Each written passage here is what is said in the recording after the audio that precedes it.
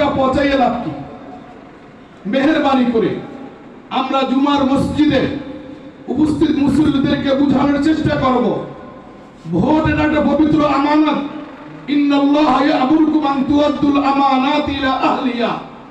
আল্লাহ রাব্বুল আলামিন জিজ্ঞাসা করবেন, তোমার আমানতের যথাযথ হেফাজত করছো কিনা, হইল কি হইল না, পছল কি পছল না, এই প্রশ্ন আমাকে জিজ্ঞাসা করবে না।